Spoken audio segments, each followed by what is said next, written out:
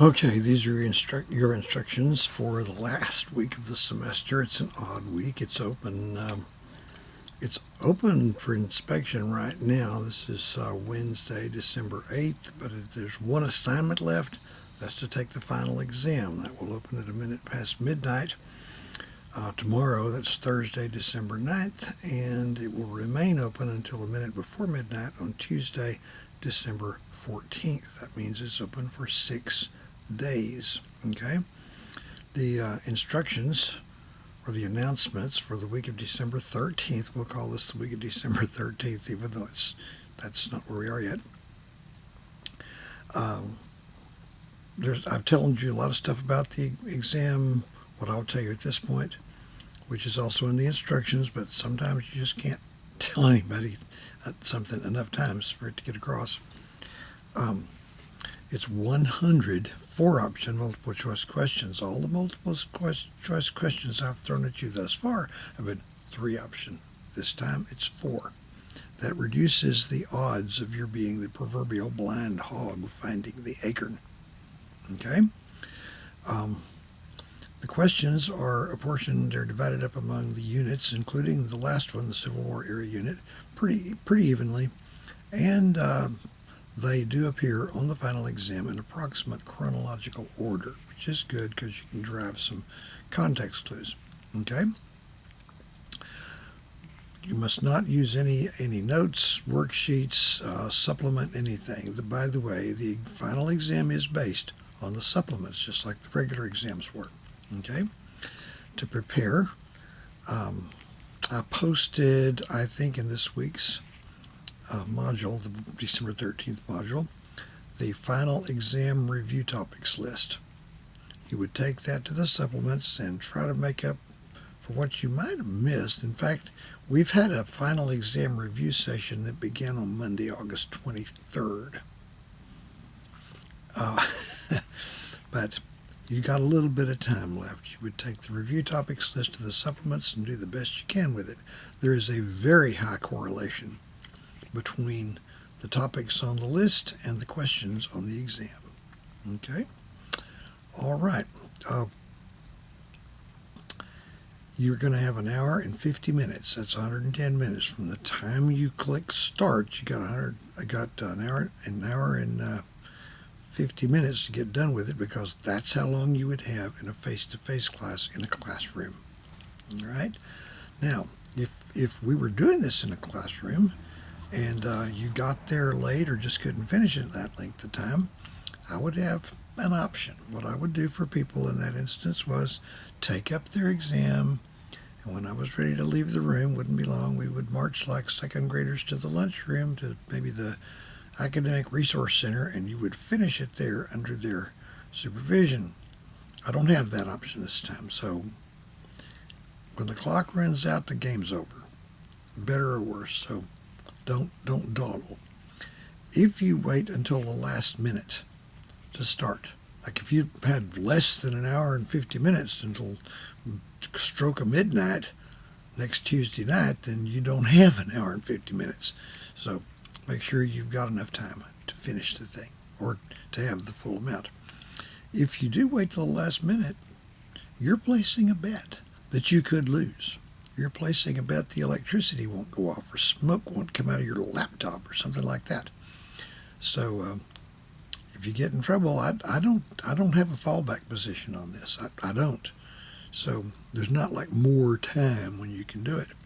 If you wait till the last minute and something goes wrong, you're betting nothing will go wrong. If it does, then all I could say is, well, what did you do with the other 6 days? Okay. Now, I routinely apply a simple formula to your raw score to arrive at your final exam grade. Okay?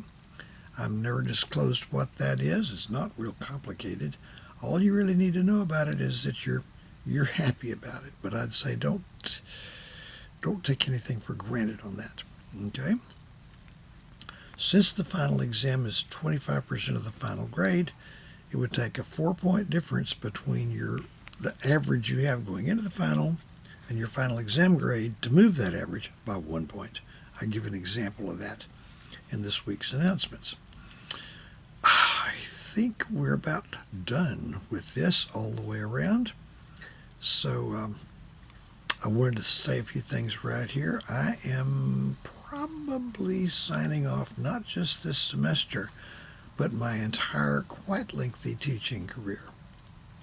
I've been doing this for a long time. For 1 year, right out of college, I taught junior high kids. They were 7th and 8th graders. I'm picturing them as 7th and 8th graders, the ones who may still be alive, but that was in the 1971-72 school year. That's 50 years ago. That's hard. So these 8th graders ended up graduating from high school in 1976, and they are now something like 64 years old. Your grandparents may not be 64 years old. Then there was a time there when I was kind of back and forth, mainly part-time. But last year, this year, I retired last May. I'm teaching 2 online sections as a part-timer this fall. I'm not on the schedule in the spring. If they offer me something next fall, we'll see. I could not at this point predict how I'll feel about that. But I taught part-time for the college from 1978 to 93. And for the last 11 of those years, 82 to 93, I taught at Granbury High School. I never taught history there. I actually taught English the first couple of years. That was a rather dark period in my life. And then for the other 9, I taught government and economics. My line on that used to be, I didn't know enough about football to teach history. But it was Granbury. Nobody else seemed to know that much about football either. But I have to put a corrective on that. I don't actually remember our coaches teaching history. And if they did, I think they did a good job. So that was just for gags. Okay, I came to work full-time at Weatherford College in the fall of 1993. I was a department chairman from 2006 to 2014. How I always got my kicks was in the classroom, interacting with the students in person. That was fun. But it was time. Okay, I'm not as young as I look.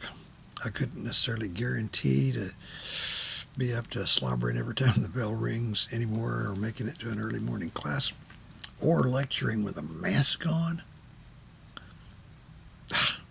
Couldn't have done that. But leaving that aside, so semester is over when you finish the final. So I wish you a safe and restful holiday, and more than that, a happy and productive life from here on out. And I sincerely hope that what I've offered you in this history class will be of use to you, informative to you. It won't get you a better job. It's intended to perhaps make you a better citizen. Okay? In this state, there are only 4 courses that are legislatively mandated that all the state-supported schools have to teach.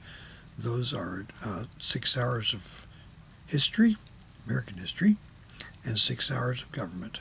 That's it. The idea was for the purpose of kind of like citizenship training. Okay, so there we go. As I used to tell some of my students, somebody emails me and says they got a drop, and I email them back, say I've taken care of it.